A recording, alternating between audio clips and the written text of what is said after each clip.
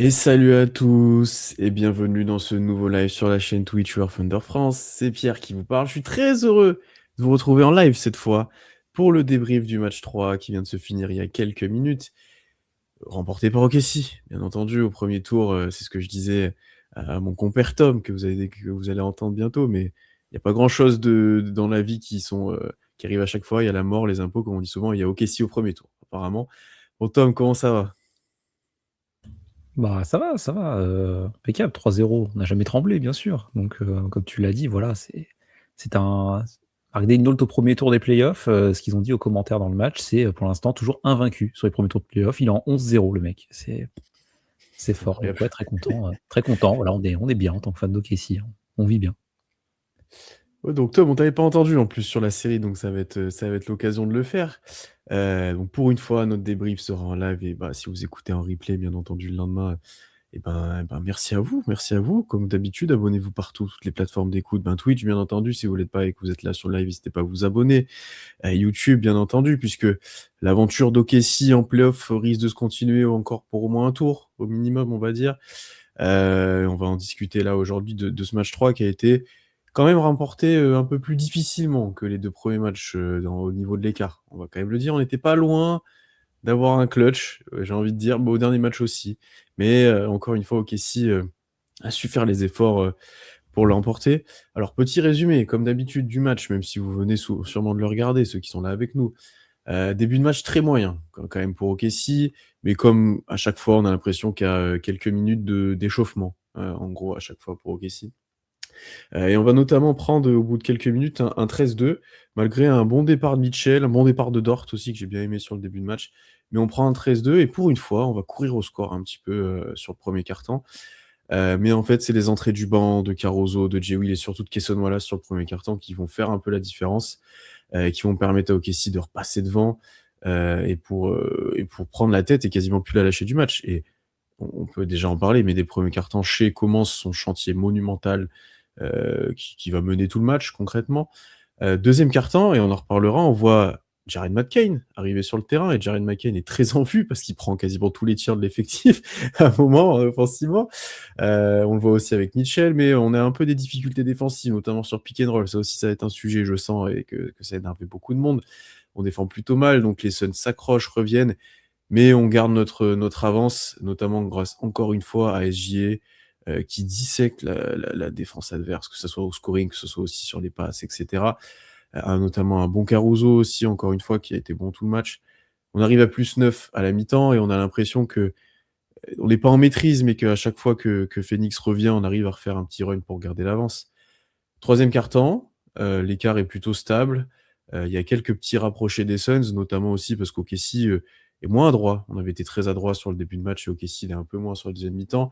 Bon, à part Shea qui loupe pas de tir concrètement. J'ai vu quand il loupe son premier, on en reparlera, mais j'ai plus en mémoire quand il loupe le premier. En plus, il prend bon off quand il le loupe. Donc bon. Ah, c'est 3e Euh, carton déjà, donc ouais, donc c'est super tard.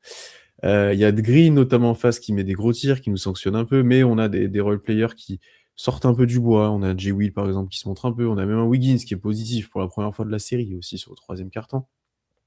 Donc on garde un peu d'avance. Et puis vient le quatrième quart-temps avec les minutes sanchées. Là, des minutes sanchées qui au début sont très peu portées sur le scoring. Il y a beaucoup de fautes. Et on a un Chet qui enfin se montre un peu avec deux gros paniers, deux paniers importants d'ailleurs. On reparlera de lui aussi. Et puis SJ revient pour un peu conclure les choses, malgré encore une fois des Suns qui se rapprochent un petit peu à l'instar du dernier match et qui ne lâchent rien jusqu'à la fin. Il y a Jalen Green qui a un tir pour revenir à -7. Il peut un peu amener potentiellement OKC dans un clutch, mais il le loupe. Et ça finit en face avec deux lancers francs pour Shea. Donc voilà, le match tourne ici, et en plus après Dort, Caruso mettent dedans de loin. Et donc le match se finit comme ça, malgré des Suns accrocheurs. Bon, Tom, on n'a pas eu un OKC ultra dominateur, on n'a pas eu un grand OKC des deux côtés du terrain, mais encore une fois, ça suffit. Est-ce que tu as quand même stressé au live tweet ou tu étais plutôt tranquille tout le long? ça va. Je suis pas stressé. Bah, déjà, je suis pas stressé parce qu'on menait 2-0 avant le match, donc même si tu le perds, t'es Ça aide. pas, voilà, alors que tu étais fan, je sais pas, je donne un exemple au hasard, tu es fan des Rockets au match 3 contre les Lakers. Tu fais un live tweet. Ah, tu pas serein du tout. Tu stresses, tu transpires Voilà. en tapant sur ton clavier et tu fais bien d'ailleurs parce que tu perds le match au final. Mais ouais, non, ça va pas très stressé. Mais comme tu l'as dit, c'est vrai que l'entame de match, c'est un peu récurrent avec OKC sur cette série, l'entame de match, elle est pas terrible, quoi. OKC, c'est un diesel, quoi. C'est vraiment ça met du temps, ça se met en route et puis à un moment donné où ça pète et là l'entame de match est pas bonne parce que tu es à -9 à un moment donné dans le match, dans le premier quart-temps avec notamment Colin Gillespie qui plante quelques tirs et cetera. Enfin tu pars pas très bien et comme tu l'as dit, en fait, tu as l'entrée des joueurs de banc avec Cason et Caruso notamment, où tu plantes un 18-4 pour finir le premier quart-temps et oui, là, tu as le premier run d'OKC et en fait, à ce moment-là, il y a un moment où tu lâches le lead parce que les Suns, dans le second quart-temps, font un Mmh. petit run et reprennent l'avantage, mais tu te retrouves plus dans la situation où tu étais en début de match où tu avais pris un petit éclat. Dans le pire des cas, tu étais à -1, mais sinon, tu as gardé de l'avance à peu près tout le match. Donc non, pas un match stressant, mais un match un peu, Heu, pas frustrant, mais c'était laborieux, quoi. C'était pas évident et on y reviendra, mais heureusement qu'on a le meilleur joueur du monde dans l'équipe, hein, parce que ça facilite Ah beaucoup de oui, choses, hein.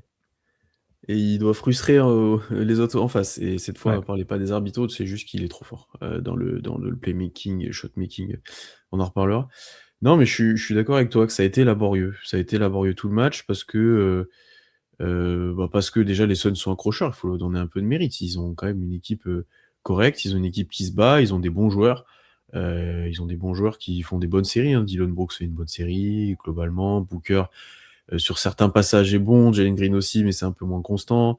Gillespie par exemple est très bon, Iguodaro a fait un gros match en face et a été bien aidé par notre défense. Mais ouais, ça a été laborieux parce que, bah, tu pas fait de run, non plus aussi énorme que sur les matchs d'avant. Tu pas eu ce moment où tu te dis: «Bon, voilà, c'est fini». Il y a eu un peu ça, un moment où Shai, il marque sur Booker en contre-attaque, tu passes à +13 ou +15, je pense que c'est au dernier quart-temps. Il célèbre en plus, il est un peu hypé. Tu te dis: «Bon, là, on a fait le run» et même pas tant que ça au final. Ouais, t'as pas eu ce moment où tu leur mets vraiment la tête sous l'eau complètement, quoi. Il y avait toujours un petit espoir pour eux, mais en même temps tu avais pas l'impression qu'ils tu pas l'impression que les Suns sentent qu'ils peuvent l'avoir ce match-là, tu vois? Et qu'on peut leur donner. C'est assez bizarre comme sentiment. Tu sens vraiment qu'il y a peut-être quand même, et ce qui est sûrement vrai, un petit niveau de différence entre les 2 équipes et qu'en fait, eux s'accrochent et sont contents de ça et nous, on se contente de gagner un petit peu et ça suffit quoi, entre guillemets, quoi. T'as pas plus ou t'as pas voilà. Mais je suis pas très convaincu par contre par la manière effectivement, bon après, l'absence de J-Dub joue forcément, l'absence de Joe aussi, pour raison personnelle, bon pour la perte de sa grand-mère, toutes nos condoléances à Isaiah, mais était pas là non plus et ça joue aussi. Donc ouais, je suis pas archi, satisfait de la manière et même des adaptations, des performances de certains joueurs, je suis pas très satisfait. Ouais, oui, on n'a pas de toute façon, on l'avait dit dans la preview, on l'a dit, vous l'avez dit sur les 2 premiers débriefs, de cette série. Il y a un niveau d'écart. C'est assez logique, c'est un seed Mmh. 1 contre un seed 8. On s'attendait à ce que ça soit un premier tour plutôt tranquille à peu près pour OKC, face à une équipe qui a des fondements collectifs et qui sait faire des bonnes choses. Parce que tu vois la première mi-temps notamment, ce qui fait que tu galères, c'est que les Suns ont trouvé des solutions en attaque notamment, pour produire et pour se créer des tirs ouverts. Alors, on a de la chance, ils n'ont pas été hyper adroits, mais Mmh. ils savent bien jouer au basket des 2 côtés du terrain. Donc même s'il y a un écart de niveau parce que, le talent d'effectif, ne ment pas, hein. De toute façon, que ce soit les stars ou que ce soit même la profondeur d'effectif, bah, en face, ça va jamais vraiment lâcher le match. Donc ouais, je suis assez d'accord avec ton constat du fait qu'on n'a jamais eu l'impression qu'OKC allait perdre le match, mais on n'a jamais eu l'impression qu'OKC allait enfoncer les Suns non plus. Ça a été, Mmh. tu géré ton match, quoi. Tu gagné, de manière, solide, mais Ouais. c'était pas exceptionnel, quoi. Non, ouais, c'est un peu ça. Non, non, clairement. Puis après, tu l'as dit, dans toutes les previews, dans tous les matchs qu'on a dit, enfin, dans tous les débriefs qu'on a eus, c'est, si les Suns, ils ont besoin d'être très adroits pour nous battre, ils ont pas été adroits encore une fois, hein, à part sur certaines périodes, ils ont pas été adroits et on a été plus adroits qu'eux, même sur la majorité du match. Donc, là aussi, ça a pêché un petit peu pour eux, alors que tu as le retour de Grayson Allen qui normalement vient un petit peu pour ça et qui a pas été très bon. Donc ouais, ça a été juste encore un peu pour eux et en même temps, tu vois, une équipe comme les Suns, alors je les ai pas regardés tous leurs matchs, mais c'est une équipe comme OKC qui est capable normalement de faire des runs, de gagner des ballons, de courir, de mettre des tirs et cetera. À aucun moment quasiment sur la série, à part en 4e quart-temps du match 2, ils ont eu l'opportunité de faire ça. Jamais. Parce que tu perds. peu de ballons, même si aujourd'hui tu en as perdu un petit peu plus, parce que tu fais baisser un petit peu leur pourcentage aussi, ça c'était le cas aujourd'hui. Donc voilà, c'est un peu que tu es en maîtrise. Voilà, c'est le mot, c'est un peu la maîtrise, pas de la maîtrise avec de la marge, mais de la maîtrise, on va dire. Ouais. Ouais, non, et puis, je sais pas si on peut embrayer déjà sur Shea. Tu veux commencer C'est par le plus bah, positif? J'allais commencer par du négatif, mais alors allons comme sur tu Shea. veux, comme tu veux, mais c'est Non, que non, disons non. que cette victoire d'OKC, parce que quand tu regardes les productions collectives des 2 côtés, très honnêtement, collectivement, les Suns étaient un peu meilleurs, hein, sur ce Ouais, il y avait match-là. même en fin de match, ils font des actions où la balle Ouais. tourne, ils refusent même des tirs presque trop, Mmh. tu te dis, Ouais, ouais, ça Royce joue O'Neal, il y presque a un tir plus, ouvert à un moment donné mmh, qu'il prend pas. Bon, c'est un match où il rentre pas ses tirs, Royce O'Neal, mais oui, hein, il refuse un tir ouvert notamment, au contraire de Grayson Allen qui n'a refusé aucun tir, hein, sur ce match. Vraiment, il a artillé comme pas possible. Tu sentais qu'il voulait reprendre ses marques, hein. Mais ouais, collectivement, les Suns étaient plus convaincants, mais bon, le match s'est décidé sur, un homme. Un homme qui a été ouais. le moteur de l'attaque. 42 points, 8 passes, 15 sur 18 au tir. Qu'est-ce que tu veux dire, quoi? C'est c'est un Bah, délire ce mec, hein. ce qui est quand même intéressant, c'est qu'il commence, bah, pas si bien le match que ça entre guillemets, parce qu'il a pas le ballon au début, parce que Gillespie fait un bon taf sur lui, presse tout Ouais. terrain, il est sous lui, il provoque, sur le match 2 passages en force. Mais en fait, dès que enfin, là, une fois, s'il ne le trappe pas, il y avait panier, quoi. Enfin, c'est et même en le trappant, des fois, il y avait panier, parce qu'il avait l'avantage physique, sur lui, parce que, enfin, il a eu des accès au cercle que je l'ai rarement vu avoir en play-off, sur des Eurostep, enfin voilà, parce qu'ils ont pas de protecteur de cercle et cetera. Tous les mid-range sont tombés dedans. Enfin, là, la maîtrise, on a parlé beaucoup de lui, sur le premier match, sur la défense, sur, le playmaking. Deuxième match, il avait remis les d'aplomb au niveau du scoring. Là, on est à bah, d'ailleurs, c'est son meilleur match en carrière, au scoring haché, en play-off. Là, on est sur une masterclass et puis chaque fois que tu as besoin, il va te mettre un tir. Il a pas eu le temps de lancer franc que ça, mais après quand il était dans le bonus, ils ont fait des fautes bêtes sur lui aussi, enfin qui sont à chaque fois, mais que tu donnes un petit peu. Et puis là, il y a un tir sur Brooks à la fin où tu pourrais presque douter, il te met un fade away, l'autre est sur lui et tout, enfin tu peux rien faire concrètement. Quand il est à ce niveau-là, très compliqué. Et puis les 2-3 fois où il devait faire un choix, de passe par exemple, une fois qu'il s'est levé, il l'a bien fait. Et après le vrai défaut, là que j'ai trouvé, mais c'est pas un problème chez, c'est le problème des autres joueurs. On s'est tellement reposé sur lui qu'en fait, eux sont adaptés en face et donc du coup, c'était Shea à la balle. On attend de voir comment ils défendent sur lui et qu'est-ce qu'on fait? Genre soit il joue tout seul, soit il attend que ça vienne trapper pour donner aux joueurs à côté qui puissent tirer, un Jay Will, un Kesson par exemple sur la fin de match. Donc c'était vraiment, centré là-dessus encore plus que sur les autres matchs, quoi. Non, mais la fin de match, elle est flagrante là-dessus. C'est que les 2 derniers paniers d'OKC, enfin pour «tuer le match» entre guillemets, parce que c'est pas les derniers du match globalement, mais c'est Mmh. Shea à la balle, tu vois qu'il y a un espace qui s'ouvre pour Caruso, il passe la balle à Ouais, Caruso, 3 points de Caruso et après c'est Shea à la balle, il y a un genre il y a un écran un peu sur non porteur, ce que fait très peu OKC, mais un petit peu pour mmh. libérer Luguensdort. Shea, il voit qu'il y a un espace, il la met à Luguensdort et bah, dagger de Luguensdort qui plante son 3 points aussi, mais c'est des positions très statiques, très, tu une défense des Suns qui était un peu en flèche comme ça, qui était, tu avais le Ouais. point of attack, tu Ah avais les bah, 2 derrière qui étaient un peu resserrés et les 2 là qui étaient un peu resserrés aussi, ils étaient en mode très on peut Denver tous faire l'année chier. dernière, hein, très Ouais. Denver l'année dernière, très, beaucoup d'équipes qui ont fait ça, hein. Ouais, mais c'était vraiment, à quel moment je déclenche où, genre le joueur net va faire un pas de trop et je vais juste lâcher la balle, quoi. C'est vraiment ça. Ouais, c'était, voilà, c'était du chais contre le reste du monde, quoi. C'était c'était spécial. Mais ouais, enfin, après, de toute façon, ils ont pas de solution et puis même quand il faut Dillon Brooks, tu l'as dit, Shai lui plante les tirs sur la tronche et en fait, ils mettent plus Dillon Brooks en match-up direct sur Shai parce qu'ils en ont tellement besoin offensivement de Dillon Brooks. Là, il a fait son 2e match de suite à 30 pions, il fait une grosse série quand même, Dillon Brooks offensivement, il Ouais. assume, hein. Mais ils ont tellement besoin de lui offensivement qu'en fait, sur Shai, il prend trop de fautes. Là, il finit à 5 fautes encore, Dillon Brooks, alors que la plupart du temps, c'était même pas lui en match-up, c'était Gillespie, comme tu l'as dit. Donc ouais, ils ont pas de quoi l'arrêter. Et en vérité, je pense que le plan des Suns, c'est de se dire: «Bon, bah, Shai va nous torcher, faut qu'on limite tout le reste, quoi». En gros, hein, je pense que c'est ça, parce qu'ils ont pas de quoi limiter Shai, surtout avec la blessure de Goodwin, qui était un profil qui pouvait être intéressant à mettre. Mmh.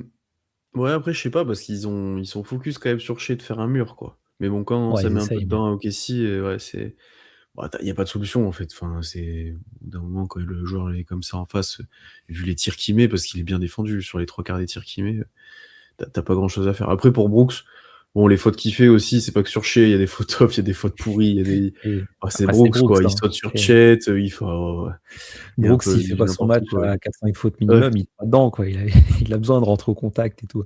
Moi, j'aime bien Dillon Brooks, c'est Non, mais c'est c'est un joueur sympa à et on a regarder. Mais et tu vois, du pour coup revenir là-dessus, c'est que je trouve que quand d'autres joueurs que Shea avaient la balle pour essayer de créer côté OKC, là, les Suns étaient ultra agressifs sur eux. Ça doublait très souvent ou alors c'est le défenseur sur ce porteur de balle-là, il était très agressif et ça venait en aide assez vite. Je pense à Mitchell, Cason Wallace, mmh, même un peu McCain quand il était sur le terrain aussi. Ça venait très, très vite, là où sur Shea, ils sont un peu plus prudents parce qu'en fait, le peu de fois où ils l'ont fait, Shea, il a chopé des fautes, quoi. Je me ouais. rappelle d'une action où il commence à drive et il va prendre le contact parce que le mec vient aider un peu trop fort et ils ont compris, je pense, que venir aider très agressivement sur Shea, c'était pas une si bonne solution que ça, quoi. Ouais, après, en plus, il y a je me suis fait la réflexion au début de match où Mitchell est plutôt bon. Il y a une action où Shea fixe tout le monde et au final, c'est Mitchell qui reçoit la balle alors qu'il y a déjà eu un décalage et il met un lay-up assez facile. Je me dis: «Ah bah, voilà l'intérêt d'avoir Mitchell et voilà l'intérêt normalement d'avoir J-Dub», parce que tu as ces actions-là et c'est vrai que petit à petit, en fait, les autres joueurs ont eu beaucoup de mal à faire des différences sur un contre un. Et ont eu beaucoup de mal à créer, à part par passage, plus en deuxième mi-temps et plus on s'approchait de la fin de match, mais tu as eu un peu plus d'Hartenstein et de Chet, tu as eu un peu plus de Mitchell pour Hartenstein, tu as eu un peu plus de tout ça. Mais globalement, ça a été compliqué pour les autres joueurs de faire des différences, enfin, sur du 1 contre 1 et c'est ça ce qui a pêché un peu pour AJ Mitchell, parce qu'on est obligé de parler de lui aussi, qui avait très bien commencé, qui concrètement, comme je l'imaginais un petit peu, a vraiment pris les minutes de J-Dub et le rôle de J-Dub. C'est-à-dire, je gère le banc, je sors en premier au début, enfin voilà, c'est vraiment la rotation de J-Dub, voilà, comment ces minutes sont découpées. Il a pris ses responsabilités, ça on peut pas lui enlever. Après, et en fait, il a été efficace quand il était avec Shea, un peu off ball sur des bons tirs, mais il a forcé énormément de tirs, où il a pas su faire lui justement des différences sur un contre un. Il a longtemps été, bah, bien défendu aussi quand même par des Brooks des fois, par des joueurs comme ça. Il a pas été très adroit non plus, mais il prend toujours des tirs compliqués, donc c'est difficile parfois d'être adroit. Voilà, c'était assez, je sais pas si c'est un mauvais match, je pense pas, mais c'était assez compliqué quand même pour lui d'assumer ce rôle-là. Et d'ailleurs, il y a une citation de Daigneault là qui il s'est fait interroger sur ça, sur le fait que Mitchell ait pris 20 shoots aujourd'hui quand Mmh. même. Il a dit que lui, qu'il était pas timide. Voilà, ça c'est le cas de le dire. Et que, les gagnants, échouent et que les perdants se cachent et que lui, il s'est pas caché. Ah ça c'est sûr qu'il s'est pas caché Oui, concrètement, mais je c'est un sais pas grand si c'était philosophe toujours quand même, une bonne parce que chose. Tu vois, j'aurais bien aimé le voir des fois un peu plus s'arrêter et trouver des passes, où des fois il s'est entêté un peu à tirer. ouais, il avait des œillères un peu, Mitchell. Mais après, Mmh. il est dans un rôle qui est compliqué, hein, 2e créateur d'attaque, en play-off, pas facile, hein. Parce que pour le coup, de base, enfin, AJ Mitchell, la progression qu'il a, elle est quand même, inattendue à ce point-là et là, il est projeté dans un rôle, enfin, c'est Jalen Brunson à Dallas, quoi, à l'époque, hein. Ou Kyrie Irving à Dallas ou un guard à Dallas, à côté de Luka Doncic, quoi. Mais il est projeté dans un rôle où, ouais, il a besoin de prendre beaucoup de ballons et moi, j'avoue aussi que je préfère le voir agressif comme ça, quitte à vendanger. Mais ouais, il avait beaucoup d'œillères, quoi. Au niveau scoring, il a fait ce qu'il fallait, je trouve. Les tirs étaient pas mauvais, mais il a pas apporté tant de playmaking que ça, quoi. Mmh. C'était voilà, bah, il a essayé au moins, tu vois? Et puis même, tu regardes, il a +15 de plus-minus, les minutes sans Shai, OK, ici dans le positif sur les minutes sans Shai, c'est aussi parce que Jay Mitchell a assumé ce rôle-là et que c'était important, il fallait que quelqu'un l'assume et que ça allait pas être quelqu'un d'autre, genre, je sais pas, Cason Wallace qui a essayé un peu de créer des choses. Il y a un moment donné où il est, le long de la ligne de fond côté gauche et il tente de créer un débordement et en fait, il tourne sur lui-même et il prend un tir dégueulasse. Tu as l'impression que c'est, Taz, le diable de Tasmanie, quoi. Il tourne sur lui, il fait n'importe quoi et le défenseur, il bouge pas, il est en mode: «Mais il fou lui?» donc oui, il y avait même Cason Wallace pouvait pas t'apporter ça. Donc oui, Mitchell, il fallait qu'il prenne ce genre de responsabilité et ça a pas été facile, mais bon, c'est pas je suis d'accord avec toi, c'est mitigé parce que tu peux pas dire que c'est un bon match quand tu shootes à 5/20. Mais Non. en même temps, pour moi, c'est pas un mauvais match de Mitchell non plus parce qu'il t'a débloqué des trucs offensivement rien qu'en faisant ça, quoi. Disons que tu peux pas trop lui en vouloir. C'est Ouais. plus ça moi que j'ai voilà. Après j'ai un côté de moi où ça me rassure pas forcément pour la suite sans J-Dub, donc j'espère qu'il reviendra vite. Et un côté de moi, je me dis: «Mitchell va pas tirer à 5/20 tout le temps non plus». Ouais. Donc je sais pas trop comment placer le curseur entre tout ça, Voilà, après il a clairement assumé ce rôle-là. Il y a eu d'autres joueurs, dont on avait parlé dans le dernier épisode aussi qui sont apparus aussi dans la rotation. Mais on va en parler ensuite. Mais ouais, honnêtement, il est à c'est ce qui m'a embêté, en fait, c'est la sélection de tir, quoi. C'est vraiment, des fois arrête, trouve une solution, renvoie la balle en arrière, quitte à faire comme des fois Shea le fait, comme des fois d'autres le font, et repart de 0 plutôt que de prendre un tir où tu sais que tu vas pas le mettre. Parce qu'il a été, je trouve, bien défendu. Là où d'habitude, justement, ces petites feintes, ces rivers, c'est tout marche bien. Là, un Brooks, par exemple, est resté très au sol, l'a beaucoup impacté au sol, et cetera, et ça a beaucoup mieux marché. Et les paniers qu'il a mis, c'est quand il avait de la vitesse ou quand il y avait un switch sur Godaro, à un moment, il en met un beau aussi, tu vois. C'est plus des paniers comme ça qu'il a pu mettre. Quand il y a un Donc, décalage, faut essayer surtout. de le, Quand ouais, il y a un faut essayer de le décalage. servir en mouvement, c'est ce que j'allais dire. Ouais. Il y a une action où McCain est enfermé dans le corner et Oui, Mitchell, pour le coup, c'est lui qui fait bien le move, c'est qu'il propose le cut et McCain lui sert. Et vu qu'il y a le cut et qu'il a lui-même créé son décalage off-ball, bah, il finit au panier et c'est un panier facile pour lui. Mais il a besoin d'un décalage, que ce soit par lui-même en le créant off-ball, en surprenant son défenseur, ou que ce soit via un écran ou un pré-décalage créé par Shea, par exemple. Quoi. Il a besoin de ça pour aller scorer. Sinon, en auto-création pure, sur des matchs de playoff où, comme tu l'as dit, en plus, il y a eu pas mal Dylan Brooks pour le coup qui allait sur lui, c'est plus compliqué. ouais. Et après, comme nous dit Ploum dans le chat, là, défensivement, ça a été plutôt bien. Il était ciblé au début, mais il a bien tenu. Puis après, c'était pas lui le problème. Défensivement, Oui. concrètement, Mm. Shea m'a énervé au début défensivement sur Gillespie, parce qu'il prenait des backdoors, des trucs, j'étais fou. Mais c'était pas lui le problème défensivement, loin de là. Et d'ailleurs, tu en as un peu parlé, alors, je trouve qu'il y a eu encore une fois, très peu de mouvement en attaque, à part par certains passages. Mais un peu plus que sur les autres matchs, j'ai vu des joueurs flasher au cercle, j'ai vu des joueurs essayer de driver au-delà de Shea et de Mitchell. Par exemple, Dort, en début de match, fait un bon drive sur un close-out, sert Hartenstein, ça me plaît bien. Un Wiggins, une action, une situation où il drive bien. Caruso s'est bien présenté plusieurs fois, près du cercle, a été servi par Shea, a été servi par d'autres. Donc ça, j'ai bien aimé. Ça, j'ai bien aimé, mais c'est encore trop faiblard, quoi. C'est encore, très statique offensivement, hein. On n'a pas les stats de passe, voilà, mais bon, c'était du Shea et on regarde ce qui se passe autour, ou sinon un peu de pick and roll et voilà, quoi. Ouais. Mais McCain, pour le coup, a été important pour amener du mouvement dans l'attaque. Il a beaucoup proposé. Alors, il y a eu du déchet, Ah ouais. mais je trouve qu'il a énormément proposé. Et c'est exactement pour ça qu'il était là. Donc, c'est bien. Moi, je trouve qu'il a bien rempli son rôle, McCain, pour le coup. Je m'attendais à pire. Je m'attendais.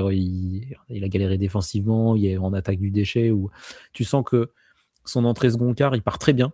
Il y a des end-off avec Hartenstein et tout. La première action, il y a genre peut-être 3 end-off avec Hartenstein dans la même action. Et en plus, Tu sens qu'il force le truc à fond. Il met N1 sous le cercle et tout, assez Ouais. intéressant. Non, après, en fait, oui, je suis d'accord avec toi, il rentre pour ça. Après, comme il a mis les premiers tirs, je pense qu'il Ah, est il a tombé forcé. Hein. dans un truc. Ouais, il y a 2-3 tirs où. Genre, Mais il les le prenait deuxième tous. mi-temps, non, le deuxième quart-temps, il doit jouer, je sais pas, 6 minutes. Il doit prendre 7 ou 8 tirs, 7 tirs. Je crois qu'il a à Mais 7 minutes à 3 sur 7, un truc comme ça. Et il ouais, prend des mid-range à la con. Enfin, il prenait tous les tirs. À un moment donné, j'en pouvais plus. Mais j'ai l'impression, tu sais, qu'il était. C'est un peu le mec qui est parti à fond. Les 4 premières minutes sont très bien. Et après, tu avais le capot qui fume. Il était en ouais. surchauffe et tout. Et il faisait commencer à faire n'importe quoi. J'avais envie de hurler à Marc Degnault, mais sors-le, c'est bon, il est fini, quoi. Mais ouais, Mais il a très bien entamé son match. Mais oui, du coup, après, il a un peu trop pris le jeu à son compte, entre guillemets, quoi. ouais, après, c'est ce que tu lui demandes, et il prend ses tirs à mi-distance, et bon, il abuse un peu, mais il prend ses tirs. Puis après, pour le coup, là où je suis d'accord avec toi, c'est que quand il est rentré, il y avait du dynamisme en attaque. Ça a beaucoup aidé Mitchell, qui a eu des ballons aussi à ce moment-là. Ça a beaucoup aidé tout le monde, le fait que lui bouge, se propose, essaie de créer des choses, essaie d'amener du mouvement. Tu vois, on a retrouvé un peu des choses qu'on faisait en saison régulière avec lui, quoi. Là où un Joe est un peu moins comme ça, quand même, hein, et même s'il est un peu plus agressif qu'avant, est quand même moins comme ça. Mais encore une fois, après, trop d'agressivité, presque trop. Et défensivement, il était planqué sur Grayson Allen. C'est dur, hein. Ah, Et c'était que des close-out et des. Enfin. c'est dur, mais il s'est bien battu quand même. Hein. Je me rappelle d'une Ah non, mais possession alors. où il doit switcher sur Booker et il arrive à bien défendre Booker. Et il y a, je crois, une aide à un moment donné qui vient de Dartenstein ou quoi, ou Jay Will, je sais plus. Mais où Booker rentre pas le panier, mais McCain fait le bon switch, etc. Donc c'était dur défensivement. Tu sais qu'il va être ciblé, mais je ne l'ai pas trouvé horrible non plus. Franchement, pareil, je m'attendais à pire défensivement, honnêtement. En fait, je dis c'est dur parce que tu vois que c'est limité, mais si tu mets pas l'intensité, tu y joues pas de toute façon au OKC. Donc je le considère même plus ça, enfin tu vois, on sait que les gars vont se battre, c'est comme un Joe, tu sais qu'il va être plein de balles en défense, quoi. Mais tu sens que ça va pas passer longtemps, quoi. Contre des joueurs un peu plus compétents, sur tous les postes, ça va être compliqué, hein. Tu pourras pas le faire jouer contre les Spurs, concrètement, Et tu ça va être et tu compliqué. tu peux pas le faire jouer, 15-20 minutes McCain. Là, tu Non, sens ouais. que ça va être un mec, tu vas faire rentrer, 3-4 minutes pour apporter du peps en attaque Mais et c'est bien déjà. C'est déjà bien d'apporter ça. sur ce tour-là, ouais, enfin, c'est intéressant et peut-être contre les Lakers au début de second tour, qui sont bien partis pour se qualifier, hein. Si tu as beaucoup d'absents de notre côté et du leur, ce sera intéressant de l'avoir, ce sera intéressant de l'avoir aussi, donc Oui, ouais. tu as des match-up, je sais pas, Luke Kennard qui fait, la série de playoffs de sa vie par exemple, McCain, tu peux l'imaginer des possessions sur lui en défense. Si Kennard est plus grand, c'est pas un mec qui fait du bully ball, tu vois? Donc ça tu peux le mettre entre guillemets. Tu l'as dit, les Spurs, Mmh, c'est mort. Les Spurs, le plus petit joueur, c'est, De'Aaron Fox, donc c'est mort. Ça ouais. marchera pas.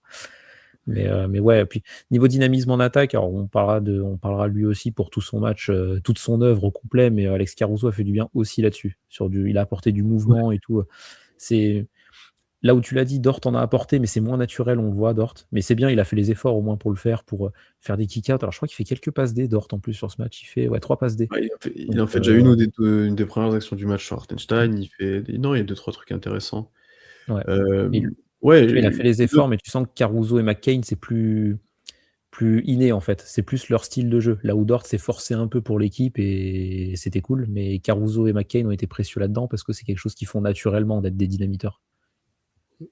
ouais, après, autre conséquence directe de l'absence de J-Dub, on a parlé de Mitchell, de McCain, après c'est Wiggins, qu'on avait un peu teasé dans le débrief du 2. On avait dit que c'était l'occasion pour lui de rejouer, force est de constater qu'on a eu raison là-dessus. Sa première entrée est cataclysmique. Ah, elle est Il horrible. rentre, il fait une faute sur le 3 points et tout, tu fais: «Ah mais c'est pas possible», et on le voit très peu. Et sur, sa deuxième entrée, pour le coup, c'est à l'inverse. Son premier ballon, il met un drive sur Jalen Green, sur du Wiggins classique d'ailleurs, et il fait une bonne défense. Il provoque un passage en force de Brooks là qui tend la jambe sur son tir, mais très discret. Enfin, voilà, on n'est pas sur du Aaron Wiggins, save the basketball quoi. C'est vraiment, anecdotique, j'ai envie de dire là, l'impact de Wiggins. Contrairement à McCain que tu as vu. Tu peux pas enlever, encore une fois son apport. Oui, c'est pas un bon match de Wiggins globalement, mais oui, sa deuxième mi-temps, c'était un peu mieux. La première, au-delà même du 3+1 qui est vraiment la première action de Wiggins où il fait faute 3+1 de Jalen Green, c'est horrible. Même il est en retard sur enfin défensivement, il est en retard sur Ouais, c'est une catastrophe. Franchement, la première entrée de Wiggins, j'étais en mode: «Non mais c'est fini, enfin arrêtez-le, sortez-le du terrain, il se fait du mal là, c'est pas possible». ouais, Mais deuxième mi-temps, il y avait du mieux. C'est vrai que à voir. Est-ce qu'il avait besoin de retâter un peu le terrain pour, pour se mettre dedans? On verra. Parce qu'il je y a pense peut-être quand même. moyen qu'il rejoue game 4, on verra, mais ouais, disons que la bonne version de Wiggins, c'était comme tu l'as dit, anecdotique. Pas hyper rassurant non plus, quoi. Ouais, mais ça peut être bien de le relancer pour, tant que J-Dub est pas là, quoi. Ça peut être utile, voilà, c'est un profil quand même qui est intéressant s'il est en forme et s'il est bon, quoi. Donc non, un peu j'en attends peut-être un peu mieux au prochain match. Bon après, ça on en a parlé un petit peu et ça en parle pas mal dans le chat. On en a parlé un peu en off aussi. Bon, ouais, comme tu as dit, il y a 2 role players qui sont quand même sortis du lot au-delà de ça. J'enlève Cason, on en reparlera peut-être un petit peu, mais qui a été surtout bon à son entrée défensivement et qu'après on a beaucoup moins vu. Mais j'ai beaucoup aimé Dort, franchement, et quand je vois qu'il a joué que 23 minutes, sachant que lui start, ça me surprend un petit peu, même si défensivement ça n'a pas été toujours, parfait. Offensivement, j'ai vraiment bien aimé, parce qu'il est plutôt à droit de loin. 3 sur 7, c'est plus qu'acceptable pour Lou Dort et pour globalement quand tu joues au OKC et 3 sur 7 en playoff à 3 points, tu es dans les meilleurs, c'est sûr et certain, comme au jamais rien. Puis non, il y a eu des attaques de close-out un peu mieux. Je suis pas sûr qu'ils perdent un ballon, non. Enfin, tu vois, il y a pas eu de conneries habituelles. Tu vois, il y a pas eu, tout ça. Donc non et puis, il y a quand même un truc aussi, où ça m'a marqué plusieurs fois, c'est au rebond, il pèse. Vraiment, là, il en prend 6, mais tu vois qu'il y a 2-3 fois, il va vraiment faire chier et Caruso, c'est la même chose, on va parler de lui aussi, mais ils vont vraiment faire chier, les défenseurs adverses en appuyant sur eux au rebond off et défensivement aussi, tu sais, ça va impacter et cetera donc Là-dessus, ils sont précieux sans J-Dub, en tout cas, encore plus. Ouais. Ouais, non, globalement, Luguensdorf fait une bonne série, hein. C'est pas le plus en vue, mais il fait le boulot, hein. Là, défensivement, et je pense que c'est pour ça qu'il a moins joué aussi, c'est que défensivement, pour défendre Booker, Cason, voilà, c'était bien meilleur sur ce match-là. Pour le coup, a été énorme sur Booker. Donc c'est peut-être pour ça que Daigneault s'est un peu plus privé de Dort, mais sinon, ouais, il a 3 sur 7 de loin. Il met le premier panier du match d'OKC. Je crois que j'ai vu un tweet de Brandon Ramar dessus, c'est Game 1, premier panier d'OKC, un 3 points de Ouais. Dort. Game 2, un 3 points de Dort. Game 3, un 3 points de Dort. Alors c'est lui qui lance OKC, quoi. C'est le moteur. Mais ouais, non, c'est encore un bon match. Défensivement, il a été bon, quoi. Il n'a pas été exceptionnel. Il n'a pas lockdown Devin Booker, mais il a fait le boulot, quoi. Donc ouais, non, c'est bien. Et comme tu l'as dit, oui, au rebond, il a pris 2 rebonds offensifs et il est précieux là-dedans. Donc en fait, il se rend utile, quoi. C'est rassurant, je trouve. Parce que vu la saison régulière compliquée qu'il a vécue, le voir pertinent sur les 3 premiers matchs de la série, c'est bien. C'est du bon Luguensdorf, quoi.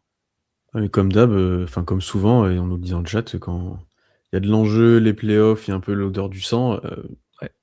il est là, hein. Il est là, hein. Et puis Caruso, qui est pas loin d'avoir fait son meilleur match de la saison, j'ai presque envie de dire. Le plus complet en tout cas. Plus de 20 minutes, 3 sur 6 à 3 points et des bons tirs, alléluia. Il a loupé son pick six habituel, il l'a loupé, parce que Gillespie a bien défendu. Mais il y a eu des bons cuts, il y a eu des bonnes choses, et puis défensivement, on en parle peu, mais en fait, tu sais qu'il est là, quoi. Il y a encore il y a à la fin de match, et c'est assez marquant, tu as Jalen Green qui commence de prendre feu. Il vient de mettre 2-3 Ouais. tirs. Et il y a Caruso qui, l'action d'après, le fait chier sur la montée de balle, il gagne un ballon, en lui tapant un peu, enfin, c'est Green qui la sort. Et l'action d'après, il y a drive, il le laisse un peu passer, il y a Chet qui vient aider, et finalement, c'est Caruso qui le compte par derrière, ou c'est Jewy qui venait aider, et Caruso le compte par derrière. Et là, tu fais, ah bah voilà, il l'a sorti Jalen Green du match, et derrière, Jalen Green aussi met pas le tir qu'il faut. Enfin, tu vois, il a refait basculer dans un sens où tu remets OKC d'aplomb et tu sors un joueur adverse un peu de son mojo du moment, quoi. Ouais, oui, c'est important. Parce que oui, Caruso, c'est pas qu'il fait 50 000 plays importants, mais il fait ce qu'il faut, quoi. Et comme tu l'as dit, Jalen Green, en fait, il venait de mettre 2-3 points de suite, il était en train de prendre feu, il était genre à 10 ou 12 points dans le troisième quart à ce moment-là, il était vraiment en train de. Il y avait vraiment un momentum Phoenix qui était en train de s'installer avec Jalen Green, et en fait, ouais, Caruso vient de casser ça, quoi. Il a cassé le délire des Suns, quoi. C'est à lui seul. Donc ouais, c'est un excellent match de Caruso, quoi. C'est le Alex Caruso qu'on veut voir, qui est chiant sur les porteurs de balles, qui est chiant sur les lignes de passe, qui rentre ses tirs, qui apporte du mouvement en attaque, qui crée de la transition. Enfin voilà, Alex Caruso, quoi. Donc donc ouais, c'est Le c'est bon un Alex super. Caruso. Ah, c'est le bon Alex Caruso, ouais. C'est pas le Alex Caruso 2 sur 10 à 3 points. C'est le Alex Caruso très utile. Donc ouais, c'est dans la bataille des bancs qui a été largement remportée par OKC, c'est lui Oui. le facteur X, quoi, le meilleur joueur du banc d'OKC ce soir. D'ailleurs, on pourrait le dire au global, mais ça a été pas mal mentionné par le cast, enfin, je sais plus qui commentait, c'était NBC avec Jamal Crawford, je crois. Ouais, je crois que Si je me trompe pas. Ça change de Doris, merci pour ça. Mais qu'il a mentionné, mais que le banc d'OKC a été archi dominant par rapport à celui des Suns, et c'est là que tu mesures l'importance de la profondeur de cet effectif-là et de pourquoi OKC est encore favori en playoff. C'est parce qu'en fait, il y a toujours des joueurs qui vont potentiellement step up, tu as toujours des ressources, tu as toujours le remplaçant du remplaçant qui peut se montrer. Et ça, pour l'illustrer, je pense qu'on peut parler des intérieurs maintenant, et là, ça va être un peu moins joyeux. Et tu l'as bien tweeté à un moment, je pense que pendant 90% du match, c'est Jay Will le meilleur intérieur d'OKC. Alors déjà, merci beaucoup Jay Will pour le chantier, parce qu'il n'a pas été mauvais. Il met encore bien 2-3 points. 2 Il en sur met 6, ouais. deux. Ouais, il en met 2. Il met un drive avec un jelly à la fin, assez fou. Défensivement et au rebond plutôt correct, voilà, sans en faire trop. Il est à plus 17, meilleur plus-minus de l'équipe d'ailleurs, on me dit dans le chat, mais je vérifie en même temps. Donc très bon, enfin un match de Jay Will correct, que ce que tu peux attendre de lui. Et le duo Chet Hartenstein, c'était un peu moins ça. Je vais te laisser y aller, mais c'était un peu moins ça quand même. C'était catastrophique. Franchement, c'était horrible. J'ai détesté. J'adore Chet Holmgren, mais son match, heureusement qu'il y a le quatrième quart, quoi, parce que sinon c'est terrible. Mais ouais, non, Jay Will, bravo Jay Will, franchement, t'es le meilleur intérieur du match. Bravo. Enfin, peut-être pas du match, parce que Ighodaro a fait un gros match, mais Non, ouais, il est gros, ouais. t'es le meilleur d'intérieur OKC sur ce match, pour le coup. Alors pourtant, Jay Will défensivement, je transpirais un peu quand je le voyais défendre aussi quand même, hein. Enfin, il y a des moments où, où c'était compliqué. Il prend un dunk d'Ighodaro à un moment donné. Enfin, il a pas été exceptionnel non plus, Jay Will, mais il a fait le taf. Ouais, mais Et il puis, est monté en puissance aussi, je trouve, petit à ouais. petit. Tu vois, au début, comme tout le monde, c'était laborieux, tu l'impression qu'il devait s'échauffer et à la fin, c'était quand même bien mieux, je trouve. Ouais, il y a du mieux. Puis bah, il t'a apporté du spacing. Enfin voilà, il a fait le taf. C'était du bon Jay Will. C'était de très loin le meilleur intérieur d'OKC, mais surtout parce que bah, Chet Hartenstein, voilà quoi. Là, la double big line-up, elle a été dégueulasse, hein. Ça n'a pas du tout marché. Et franchement, enfin, j'ai pas aimé les rotations de Daigneault parce que Chet, on l'a quasiment jamais eu poste 5. Alors que tu voyais que Chet sur ce match-là, Ouais. en défense extérieure, il n'y arrivait pas. Il était sur Dillon Brooks, il s'est fait cook par Dillon Brooks. Il a pris des trucs, mais c'était très violent. En fait, Brooks, soit il l'enfonçait de Chet et il créait le décalage comme ça et il prenait son mi-distance, soit il l'écartait à 3 points, soit il profitait de Chet qui montait un peu trop pour provoquer une faute. Enfin, Chet, il a pris 3 fautes en première mi-temps, quoi. Il était en problème il était en Mmh. foul trouble et Ouais. il en prend 5 sur le match. Et le seul C'est bon pour ça que moment tu de le vois Chet, pas du c'est tout poste 5, je pense. C'est pour ça que tu le vois pas poste 5 tout seul. C'est parce qu'il avait des fautes et que le mais moment où il aurait dû l'être, enfin. tu l'as vu un petit peu et c'est peut-être son meilleur passage défensif, où il claque un contre, où il commence à être vraiment dissuasif au cercle et il claque un contre sur Ighodaro d'ailleurs. Tu es sûr Mais qu'il y a pas de J-Will à ce moment-là? Je heu, sais plus. attends, non, le contre sur Ighodaro, il y a Hartenstein parce que juste après Hartenstein Ouais, claque un contre sur mais Ighodaro aussi. Mais par contre, oui. offensivement, Chet s'est mieux exprimé, quand il a été mis poste 5, mais ça a pas duré longtemps.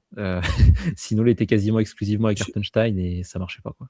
je sais pas si pour moi, c'est enfin, tu le mets sur un problème de poste. En soi, je sais pas si c'est vraiment ça, enfin, mais je te rejoins sur un point, c'est que début de match, en fait, il est jamais dans la raquette en défense. Ouais, Il est alors je pense que c'était ciblé aussi par, les Suns, c'était quelque chose de bien exploité, mais en fait, ouais, effectivement, il est jamais dans la raquette et bah, ouais, et Dillon Brooks, c'est typiquement le joueur pour le faire chier parce qu'il va vite, il a, les moves et à chaque fois il pousse et cetera, le coup de coude, c'est tout ce que Chet n'arrive pas à défendre et globalement les joueurs grands comme ça, c'est ce qu'ils ont du mal à faire, hein. Donc forcément il s'est fait cook. Après il était en retard sur beaucoup de choses, sur la vitesse, c'était pas un match où je l'ai senti très, en jambes, mobile, sur les hanches et cetera. Enfin voilà, puis en plus il se frustrait sur les fautes, enfin il y avait pas grand chose qui allait pour lui défensivement. Et puis alors je sais pas le côté défensif où il se réveille un peu à la fin et au final, comme souvent, il arrive à te faire tourner un peu le match défensivement à un moment, avec deux trois gros contres. Mais après offensivement, alors oui, on peut lui reprocher son agressivité et cetera. Il a pas la balle de toute ouais, la première mi-temps. Il ne il a pas été touche pas la servi. balle. Franchement, alors oui, peut-être qu'il est mal placé, peut-être que les Suns le ferment sur ses situations préférentielles, peut-être que quand on lui donne, il fait pas des bonnes choses ou il est pas agressif. Franchement, il a pas eu une bonne situation, quoi. Enfin et là, les 2 paniers dont on a parlé au début, en 4e quart-temps, c'est 2 situations où tu lui donnes justement, 2 tirs. Tu lui donnes un mi-distance, son spécial là où il fait son move classique et après il remet un tir un peu pareil. C'est 2 situations où ouais, il peut avoir la balle. Il y a eu un autre moment où il a un pick and pop, bah, voilà, c'est une situation où tu sais que tu vas lui donner la balle. Mais Ouais.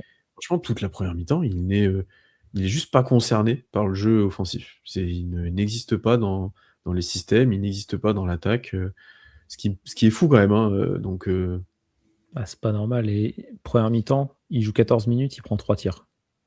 ouais. 3e quart-temps, il prend 3 tirs, il a 3 sur 3 et tu lui donnes la balle. Enfin, quand tu as Oui, commencé à oui. l'impliquer offensivement, il les mettait ses tirs en plus. Il a mis un petit turnaround, il a fait le taf, quoi. Donc ouais, là, il a pas du tout été exploité offensivement. Ça peut être un truc notamment que tu sais, on parlait des Jay Mitchell, un truc dans les moins côté Jay Mitchell, c'est peut-être de pas avoir essayé assez de chercher ses intérieurs, Ouais. et de les alimenter. Parce que ouais, là, ils étaient, les 2, hein, Hartenstein et Chet, ils s'étaient totalement coupés du jeu offensif, en fait et ils ont pas servi à grand chose, hormis Chet dans le 4e quart où là, on l'a vu un peu plus. Donc ouais et puis pour revenir sur le volet défensif, tu l'as dit, les Suns se sont bien adaptés, par rapport à Chet. En fait, leur objectif, c'était d'attaquer Chet directement, en 1 contre 1. Parce que Chet est monstrueux quand il vient en aide, mais du coup, il peut pas venir en aide si c'est lui qui est la match-up. Donc c'était ça leur plan et ça a bien marché, hein. Mmh. Et ce que je trouve dommage, c'est qu'il y a pas eu d'adaptation pour mettre Chet sur quelqu'un d'autre, quoi. Et de dire: «Bah, tant pis, sur Dillon Brooks, on met Luguentz Dort». et Chet, on tente de le mettre sur, je sais pas, Jalen Green, imaginons, tu tentes un truc, mais il n'y a pas eu d'adaptation. Alors, ça n'a pas été simple, hein, mais J'aurais pas aimé. Je pense que j'aurais ouais, pas aimé. ou Gillespie, tu vois, enfin, t'essayes un truc, mais t'essayes de le Mm. Dylan Brooks qui était en train de le taffer. Donc ouais, disons que je vais être moins sévère avec Chet qu'avec Hartenstein sur ce match, mais même s'il fait pas un bon match, Chet, parce que je trouve que son utilisation, que ce soit le fait qu'il n'ait pas été trouvé par ses coéquipiers et même pas cherché, et que ce soit le manque d'adaptation, je trouve, de la part de Daigneault et de son staff pour le mettre dans de meilleures conditions défensivement, je trouve que ça l'a pas aidé pour le coup. Il a été sous-exploité, quoi. Ouais, puis surtout, sans J-Dub, t'aurais pu t'attendre à un Chet un peu plus impliqué offensivement, un peu plus agressif aussi, qui pouvait s'approcher des 20 points, quoi. Enfin, un Chet où, enfin, comme quand J-Dub est pas là, où il était dominant, ou voilà. Là, on est loin de ça, et quand tu lui donnes la balle au bon moment, au bon endroit, il est globalement adroit, hein. C'est juste Mmh. qu'il faut l'aider à se mettre dans cette situation-là, comme d'habitude. Et quand tu fais pas les efforts de ça et que lui ne fait pas les efforts non plus, bah, en fait, si. Et au début du match, il avait le même apport offensif qu'Aaron Wiggins quand il est rentré. On disait qu'il était dans son coin et non, mais c'est la même chose. C'est C'est ça. exactement la même chose. Donc, ça, c'est assez. Ouais, c'est pas inquiétant, mais c'est assez. Bon, on aurait aimé avoir un peu plus. Hartenstein, c'est un autre délire. Parce que, alors, sur ce match-là, en fait, il a servi à deux choses. Poser des écrans hachés, notamment très haut dans le terrain pour libérer un peu de la pression. Il a servi au rebond, notamment offensif, où il pèse, etc. Au-delà de ça, alors, lui, comme les autres, je trouve, n'ont pas du tout été aidés par la stratégie défensive sur pick and roll, qui a changé depuis les autres matchs. Où avant, on faisait du switch agressif ou du edge aussi agressif. Donc, en gros, Hartenstein et Chet, quand ils étaient sur le poseur d'écran, ils remontaient assez haut pour contester le porteur de balle. Là, on était sur du drop, tranquille, pas très agressif. Et c'est pour ça que les Suns ont eu un nombre de pick and roll où Ighodaro s'est régalé, parce que, hop, Ighodaro pose un bon écran sur Dort, Booker avance, il a un dribble à faire, il y a Jay Will ou Chet ou Hartenstein qui l'attend devant, petite passe, pocket pass pour Ighodaro qui arrive pleine balle et qui monte sur tout le monde.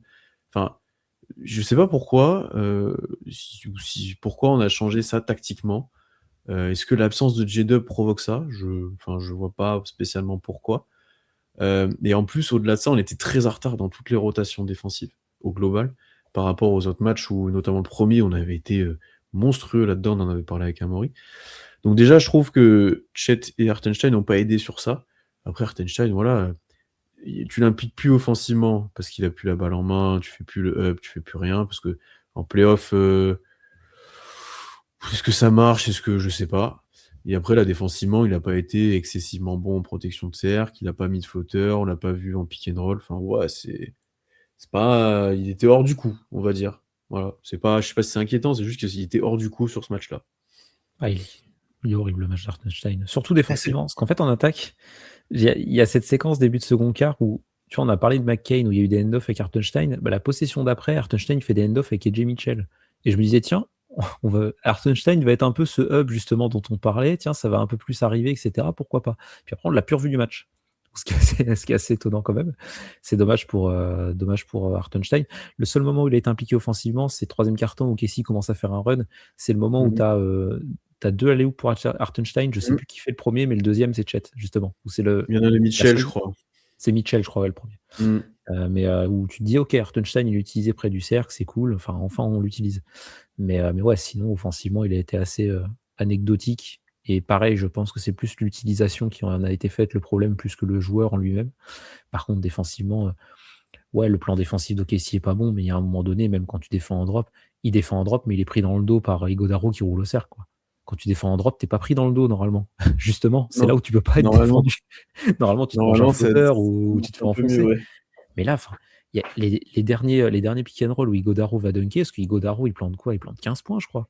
Ouais, il plante 15 points, 6 sur 8. Osso Ighodaro. Enfin, à un moment donné, Osso Ighodaro, s'il plante 6 points, c'est un miracle déjà. Là, il en a planté 15. Et le mec, il a fait que rouler sur pick and roll. Peu importe qui était le ball handler, parce qu'il y en a eu avec Jalen Green, il y en a eu avec Booker, il y en a eu avec Gillespie, enfin, ils se sont tous régalés. Hartenstein, il était dans la zone intermédiaire, il blitzait pas sur le porteur de balle, donc il Non, n'y avait mais pas de c'est switch fou. possible. Mais Mhm. en même temps, il défendait pas Ighodaro qui était dans le dos. Il était dans l'entre-deux, et du coup, Ighodaro, il demandait la balle, il prenait la balle, dunk. Et il était, mais il était catastrophique défensivement, Hartenstein. Je l'ai pas reconnu, honnêtement. Je Pour moi, c'est le pire joueur d'OKC sur ce match. Très honnêtement, j'ai pas compris. J'ai pas compris son match, notamment défensivement. Et en fait, tu t'en es mieux sorti défensivement avec Jay Will, qui était pourtant pas, qui était pourtant pas l'assurance touriste non plus, mais parce que Jay Will était plus appliqué. Hartenstein, il y a des erreurs quand même assez grossières sur ce match et ouais, je suis assez déçu, honnêtement. Non, il était à l'envers. Il était à Mm. l'envers. Il y a eu des actions sur du pick and roll, du jeu à deux, où ça communique pas bien. Enfin, il était dans tous les mauvais coups un peu. T'as des fois, il est dans tous les bons coups. Ouais. Là, il était clairement un peu dans tous les mauvais coups et c'est des choses qui arrivent, c'est des matchs qui arrivent. Je préfère que ça arrive maintenant que plus tard. Mais c'est Oui. vrai que là, ça a été, ouais, c'était vraiment pas fou, quoi. C'était vraiment pas fou. Non, il y a pas grand-chose à dire par le fait qu'il a pas été bon concrètement. Ouais. Et alors, Shea a été exceptionnel. Tu as eu des role players qui globalement ont pris leurs responsabilités, mais sans être particulièrement efficaces. Tes deux grands ont pas été bons et tu t'en sors quand même, si on fait le bilan, tu t'en sors encore une fois, pas facilement, mais tu t'en sors, ouais, ça va, quoi. Alors qu'en face, Brooks est bouillant et Jalen Green a un coup de chaud aussi. Jalen Green, il fait pas un mauvais match, hein. Donc, t'as que Devin Booker qui passe un peu à côté. Mais ouais, de toute façon, t'as de la marge, hein. Enfin, on savait et ouais, là, on parlera après du prono, mais voilà, t'as 3-0, c'est logique, quoi. Ouais. Non, oui, tu as de la marge. Eux ont pas eu tant d'adresses que ça. Ça t'a sauvé un peu quand même l'adresse que tu as eue, par Ouais. certains moments, hein. Oui, Quand puis le les manque role players ont d'adresse des commencé à Suns mettre aussi, hein. dedans. Parce que Comment? les Suns, il y a des tirs ouverts des Suns, Oui. Royce O'Neal, Grayson Allen, ils ont eu quand même des Ouais. vrais tirs ouverts qu'ils ont pas mis, tu vois. Donc ça oui, on a eu un peu de chance là-dessus, quoi. Et pour le coup, enfin, oui, tu peux t'en sortir sans J-Dub, mais je trouve que ça manque quand même de quelque chose, hein. Enfin, franchement, hein. Et puis tu as des line-up, on en a pas beaucoup parlé, mais tu as des line-up, notamment du banc où tu as, Cason et Jay Mitchell, genre McCain et les 2 grands. Donc il y a pas d'ailier, c'est genre que des guards et des enfin, tu vois, c'est très une dichotomie le roster là. C'est des grands Ouais. ou des petits. Il y a pas de ça va que Elle tu as était très Caruso au rythmée. milieu, mais Caruso qui est pas si grand que ça, hein. C'est un guard normalement, hein. Ah oui, Heu, Caruso, c'est un arrière, hein. donc Mais elle était rigolote cette line-up, moi je trouve. Le Mitchell McCain sur le backcourt, ouais. là, bon, il est sort avec Dolt quand même.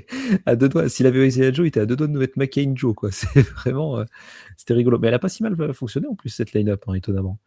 Mais oui, là où je suis d'accord, c'est que c'est un premier tour, heureusement. Je pense pas qu'on sera champion sans J-Dub.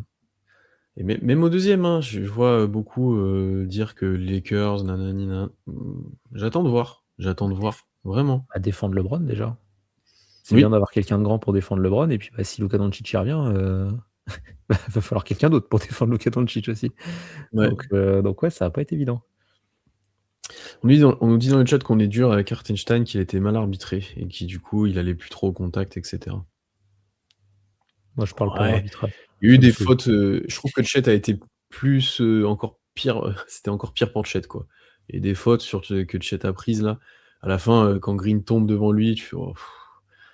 Enfin, d'ailleurs, enfin l'arbitrage là sur les 2 premiers matchs, bon, tout le monde le critique et cetera. Enfin là, ne dites rien sur l'arbitrage pour OKC ou machin, enfin Non, pour enfin l'arbitrage, c'était j'ai même pas envie de débattre d'arbitrage. J'aurais été là au non, débrief du game 2, je pense que j'aurais été très salé sur les critiques sur l'arbitrage, il y a eu des choses, des calls qui étaient pas bons, mais c'est pas ça qui a influencé le match. Là, pareil, quoi. Enfin, on va le dire, Booker, quand il se tord la cheville avec le contact avec Dort, si vous pensez que Dort a fait un geste volontaire, vous avez un sacré problème, hein, franchement. C'est un ouais, contact comme il y en a sur chaque possession de tous les matchs de basket, quoi. Il y a un moment OK. donné, c'est bon. Alors oui, puis on était les premiers à dire, sur Jokic, où il fait vraiment un truc exprès pour le coup. Oui, oui, là, pour le Là, coup, enfin là, enfin voilà, il y a eu des trucs bien plus moches et il y a eu des fautes, il y a eu des calls, le moment où Jay Will là essaye de dunker, je crois, il se fait défoncer le bras. mmh, Tu même pas enfin, il y a eu des trucs dans les 2 côtés et alors, à la fin, comme OKC était dans le bonus et que les Suns ont fait beaucoup de fautes, j'ai plus la stat en tête, mais est-ce que les Suns ne tirent pas plus de lancers francs? Si. mmh, ouais, Si, si, 23-21, 21 à les 23, Suns. et c'était ça tout le match, donc enfin, oui, il y a des calls frustrants, oui, Shea, il provoque des fautes parce qu'il sait provoquer des fautes, mais là, il faut arrêter de parler de l'arbitrage quand il y a un niveau d'écart entre les 2 séries et pour ça, je salue d'ailleurs, certains il y a quand même certains fans des Suns qui l'ont avoué, ils ont dit: «Oui, c'était pas toujours bien sifflé, mais vas-y, Oui, enfin, voilà. c'est ça qu'il faut dire, c'est pas, OK, si c'est injouable, non. Non, mais ce qui peut être ce qui peut être dommage, c'est qu'il y a je trouve sur ces playoffs des fois où les contacts sont pas trop, laissés alors qu'on est sur des matchs de playoffs justement. Mais ça, c'est de l'arbitrage en général et on peut avoir cet avis-là en se disant: «Bah, c'est les playoffs, faut que ça se rende un peu plus dedans, on attend ça», tu vois? Mmh. Et que les arbitres soient un peu plus «laxistes» entre guillemets, tu vois? Sans que ça soit excessif, mais où il y a pas d'avantage d'arbitrage ou quoi que ce soit. Là, ça reste OKC qui est meilleur que Phoenix sur les 3 matchs, hein, pour l'instant, hein. Ouais. Et puis de toute façon, quand on jouera les Lakers au deuxième tour, il y aura plus d'avantage d'arbitrage. Ça sera vite réglé l'affaire, je peux déjà vous le dire. J'ai hâte de cette L'avantage sera de l'autre côté.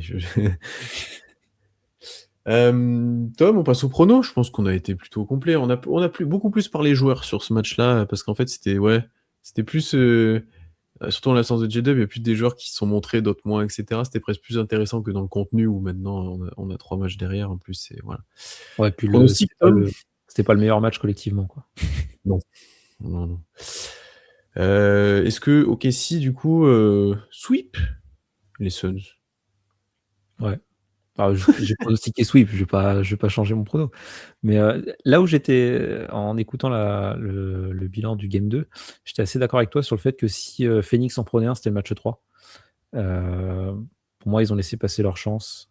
Ils vont pas est-ce qu'ils auraient le retour de Goodwin ou Mark Williams? On n'a pas trop de nouvelles, tu vois? Donc niveau rotation, ils vont rester quand même assez restreints. Là, tu vois, ils tournent à 7 avec Grayson Allen qui est hors rythme. Puis en vrai, est-ce Donc, que ça change quelque chose? Enfin, faut ouais, tu pourrais te dire s'ils ont une rotation à 9, allez, pourquoi pas, tu sais, pourquoi pas, ils peuvent s'adapter en fonction de l'état de forme des joueurs pour, nous foutre un 5 qui est compliqué, tu vois? Mais globalement, oui, même avec ça, je sais pas trop comment ils nous prennent un match. Là, c'est un match franchement qui était très laborieux et dans ce genre de match-là, tu t'en sors quand même parce que tu as Shai Gilgeous-Alexander. Je vois pas comment Phoenix prend le match 4. Très honnêtement, je pense pas que ce sera une tôle. Je pense que Phoenix va continuer à se battre et à être accrocheur, mais j'ai du mal à les voir prendre un match alors que bon, Devin Booker fait pas un bon match, mais Jalen Green et surtout Dylan Brooks, il fait une série de ouf, ils sont en 0-3 quoi. À un moment donné, Dylan Brooks, il a pas foot 40 points au prochain match non plus, ou s'il le fait, bravo, hein, mais j'ai du mal à l'envisager. Donc ouais, 4-0 et un match qui, je pense, ça peut être un match un peu comme ce match 3 en termes d'écart. Alors un match où tu te détaches jamais totalement, mais tu as une dizaine de points d'avance à la fin, quoi. mmh. Pour moi, il y a 3 scénarios possibles. Soit tu as le même que ce soir, en gros, concrètement. Soit, au final, ils ont beaucoup plus lâché que ce qu'on avait prévu, tu vois? Et en fait, ils ont déjà un peu lâché la saison et le dernier match, OKC est en maîtrise totale, plus comme le 1, tu vois? Soit c'est enfin ce match-là où ils sont en feu, ils ont une chance, concrètement. Mais, est-ce qu'ils ont la ressource mentale pour être en feu et cetera? Il y a aussi une partie de moi qui me dit, Chet va pas remettre 8 points, Hartenstein va pas être aussi catastrophique 2 fois d'affilée, et Jay Mitchell va pas tirer à 5/20. Enfin, tu vois? Et tu peux faire une liste assez longue quand même côté OKC aussi, des choses qui peuvent aller mieux. Bon, Shai fera peut-être pas, le même match non plus, hein, mais ouais, je sais pas. Là, en fait, ça me paraît, je pense que, comme quand il y a 3-0, hein, tu quand même, non, tu bien enfoncé le couteau quand même tu bien écrasé le truc quand même là. Donc, ouais, j'ai envie de dire 4-0 quand même. C'est sûr que même si tu reviens au Kessie, le 5, tu le gagnes, c'est sûr et certain. Ouais. Mais, là, ouais. Et après, il y a quand même un truc que j'ai pas calculé. Est-ce qu'il faut mieux pas aller en 5 pour G-Dub? Moi, c'est plus, Ah, pour ça que regarder, oui, parce que les ouais. Rockets, ils vont se faire sweeper par les Lakers, donc ça va aller vite cette histoire. Ça nous Mais, aura arrangé que les Rockets gagnent, et que Rich Shepard ne perde pas la balle là, ouais, là, c'est je horrible. pense que Ouais, ça non, c'est en fait, alors après c'est ça la faute décale de que Rich Shepard, hein, effectivement. ça décale que d'1 ou 2 jours, hein, le départ, hein, ça va pas changer, du tout au tout. Mais, je sais pas si ça change beaucoup de choses, je sais pas si ça nous arrange ou pas, donc, bon, dans tous les cas, OKC va pas calculer dans ce sens-là, concrètement, Ouais. et puis Puis après, d'ailleurs, Isaiah Joe devrait jouer, je pense, le prochain, d'ailleurs, à mon avis. oui, c'était raison personnelle, on sait pourquoi, je pense qu'il va faire le voyage, ouais. Donc, Il va faire petit avion privé et il va arriver, il sera là, je voilà, pense, ouais.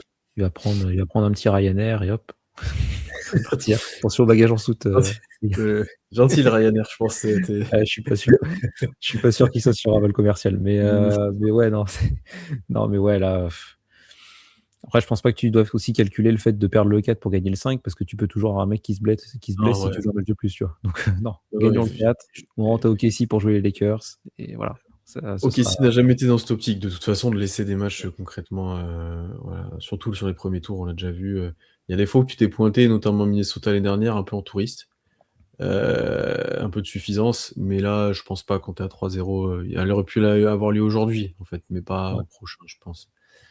Ouais, on va partir sur 4-0 du coup, tous les 2. Et puis voilà.